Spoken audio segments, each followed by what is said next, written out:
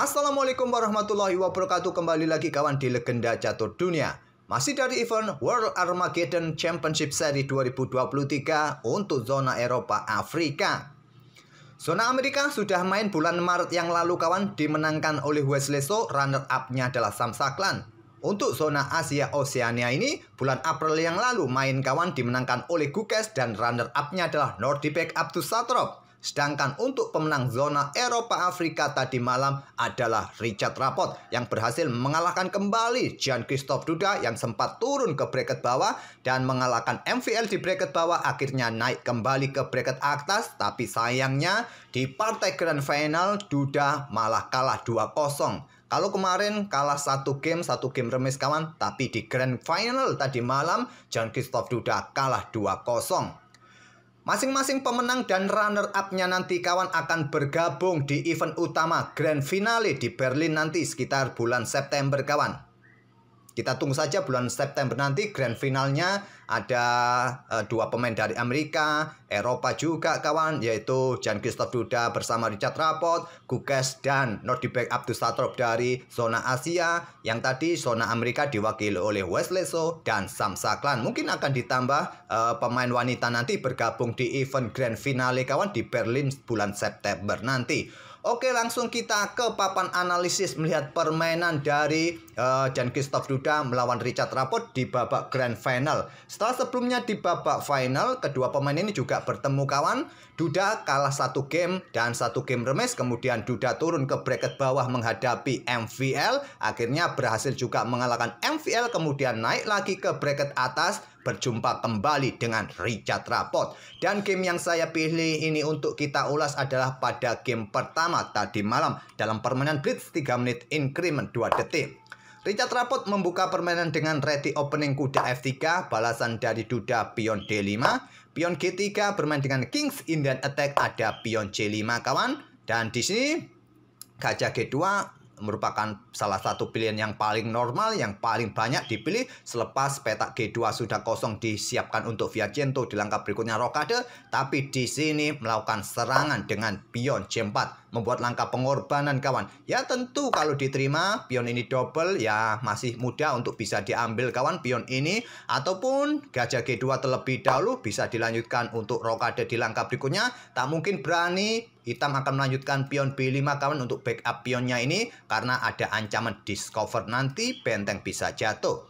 Oke, kembali ke langkah aslinya. Jadi Duda mendorong pionnya maju ke petak D4, pion D3, pion E3 merupakan dua pilihan terkuat, ataupun gajah G2 memilih dengan pion E3 kawan. Duda melanjutkan pengembangan kuda C6 dan di sini membuka permainan Richard Rapport dengan pion E pukul, pion D4, pion C pukul, pion D4.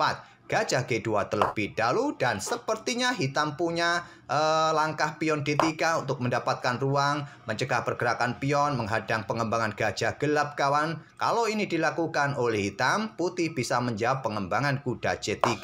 Sementara memang terlihat gajah kalian sulit untuk berkembang lewat diagonal ini, tapi masih ada opsi nanti ditempatkan di diagonal gelap panjang. Ini juga masih cukup bagus. Memang terlihat ada pion yang cukup mengganggu di posisi ini kawan. Mungkin pion G6 juga akan dimainkan oleh hitam untuk menempatkan gajah gelapnya di diagonal ini untuk mencegah juga gajah Viagento putih di petak B2 nanti. Oke, kembali lagi ke langkah aslinya.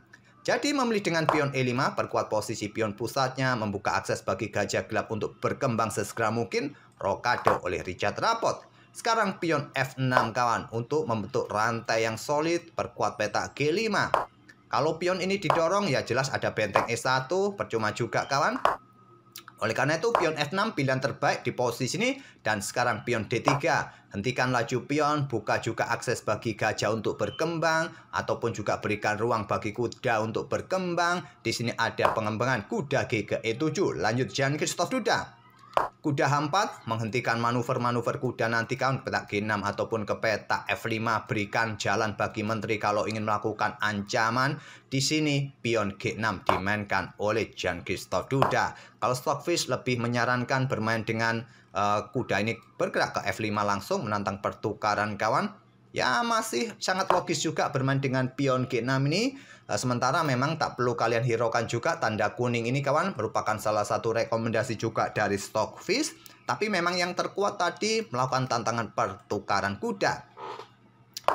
Kuda berkembang ke D2 lanjut Richard Rapport dan sekarang baru menantang pertukaran. Diterima kuda pukul kuda F5 lanjut Richard Rapport, diambil balik oleh gajah dan sekarang kuda ke E4. Menempatkan posisi kuda, pressure pion F6 kawan dan menjaga petak-petak gelap di sini. Dan jika kalian sikat kuda ini ya tentu saja masih simpel saja diambil balik oleh gajah, tak ada masalah kawan. Dan di sini mungkin hitam akan melanjutkan, menteri akan naik ke petak D7, mungkin persiapan rokade panjang. Cuma nanti putih akan bermain dengan sepasang gajah. Kembali lagi ke langkah aslinya. Memilih melanjutkan pengembangan gajah gelapnya ke E7, perkuat posisi pion F6-nya agar menteri juga bisa leluasa bergerak, tidak menjaga pion F6 terus-menerus. Dan di sini dimanfaatkan gajah ke H6 untuk mencegah pergerakan rokade pendek. Menteri naik ke petak D7, berkoneksi dengan gajah terang. Apakah nanti juga persiapan pertarungan di petak H3? Ada gajah G7. Lanjut Richard Rapport, ancam benteng, pressure pion di sini kawan. Dan di sini gajah sikat kuda E4 terlebih dahulu. Pilihan cerdas dari Jean-Christophe Duda agar tidak ada dukungan bagi gajah, ambil pion F6-nya dan diambil balik oleh gajah oleh Richard Rapport.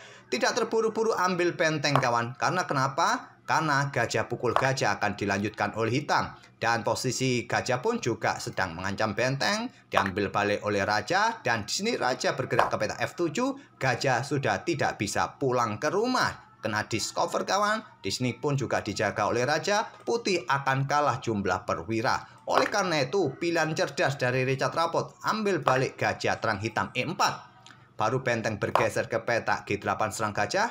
Gajah kembali mundur ke petak H6. Di sini Duda memilih untuk rokade panjang. Ataupun kalau kalian ingin mencoba menjebak gajah ini kawan, dengan pion G5 agar dia tidak bisa pulang, coba lihat. Gajah ini pun juga leluasa bisa ambil pion yang di sini. Ataupun menteri akan mencoba melakukan ancaman terlebih dahulu dan kesempatan rokade kalian bisa hilang nanti.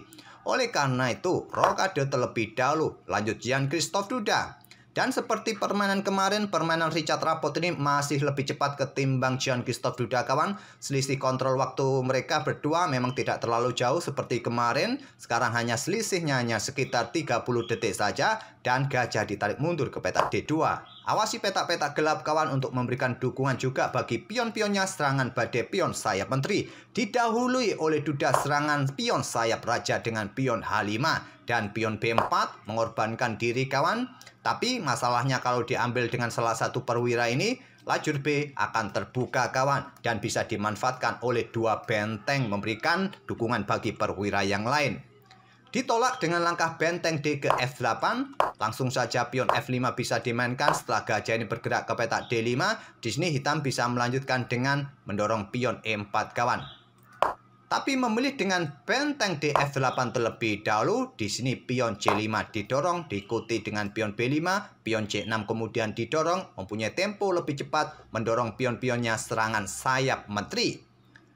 Pion F5 masih bagus untuk dilanjutkan kawan. Setelah gajah ini bergerak, kuda bisa mundur ke petak D8, tapi langsung memilih kuda mundur ke petak D8. Untuk menghindari tempo, pion-pion ini didorong kawan. Dan menteri naik ke petak B3, berikan dukungan bagi pion B-nya terlebih dahulu. Baru nanti pion C bisa didorong. Mungkin butuh dukungan di lajur C dari salah satu benteng ke depan kawan.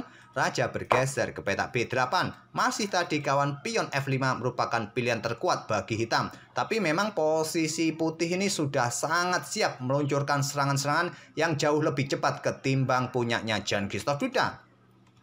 Benteng AC1 berikan dukungan di lajur C. Ada pion H4, pion B5 terlebih dahulu, kuda ke E6, dan di sini pion C6. Dan menteri bergerak ke D6. Di sini ada gajah B4, mengorbankan gajah, tapi nanti bisa mendapatkan kuda. Dan diterima oleh Jean-Christophe Duda, menteri ambil gajah B4, menteri ambil kuda E6. Di sini benteng C8, tapi setelah pion C7 didorong skak, Jean-Christophe Duda menyerah di langkah ke-26. Apa ancamannya? Ya tentu skak mat kawan ancamannya. Apabila permainan tetap dilanjutkan, raja ini bergeser saja ke petak A8, gajah akan diluncurkan, ambil oleh raja, menteri C6 skak mat. Atau kalau benteng ini ambil pion langsung kawan, benteng di sini akan ambil balik. Dan kalau tidak diambil oleh raja, ada ancaman di sini mendapatkan dukungan dari gajah. Raja ambil benteng C7, diikuti benteng satunya keluar ikut menyerang skak. Kalau Raja mundur kembali ke peta ini kawan, ya Menteri tinggal bergeser ke sini skakmat satu langkah berikutnya yang sulit sudah untuk diantisipasi. Ya Menteri ambil pion agak lama sedikit satu langkah kawan. Ataupun jika pada posisi ini benteng melakukan skak, kalian blokade dengan gajah ataupun menteri tadi di sini kawan, bisa berlanjut menteri ini melakukan skak di peta E7, tidak mungkin bisa diambil oleh gajah kawan. Mungkin raja ini bergerak ke peta ini, ya simple menteri akan ambil pion di sini pun bisa skakmat. Ataupun juga raja ini bergerak mundur ke peta ini kawan, biar agak lama sedikit, menteri ambil pion di sini skak, raja bergeser ke sini, bisa kalian ikuti dengan gajah C6, memberikan dukungan bagi menteri untuk melakukan ancaman skakmat satu langkah yang sulit untuk dihindari kawan. Kecuali kalian membuat langkah pengorbanan seperti benteng G7 seperti ini, bisa kalian melakukan skak terlebih dahulu ataupun ambil di sini, baru di sini ada gajah untuk blokade ancaman skakmat kan, bisa seperti itu. Tapi sampai sini pun tak perlu kita lanjutkan lagi, memang ancaman skakmat masih jauh. Kalau engine menghitung 18 langkah lagi akan terjadi skakmat. Tapi posisi hitam sudah benar-benar kolaps, materi pun dia sudah kalah kualitas kawan, ataupun kalah jumlah perwira, kalah benteng di sini. Posisi seperti ini sulit juga bagi Jan Christoph Duda untuk mencari posisi yang nyaman lagi. Sudah tidak mungkin kawan, dia menyerah pada game pertama di langkah ke-26. Dan game keduanya Jan Christoph Duda kembali kalah kawan. Oleh karena itu, Richard Rapport memenangkan regional Eropa ini dan bersama Jan Christoph Duda nanti juga akan melaju ke grand finalis bulan September nanti. Oke, semoga permainan dari kedua pemain bisa menghibur kalian. Kira-kira nanti story game apa yang bisa kita ulas kawan? Mungkin kalian ada requestan, silahkan tulis di kolom komentar. Dan kita akan bertemu di video-video berikutnya. Terima kasih sudah mampir tiap hari. Wassalamualaikum warahmatullahi wabarakatuh.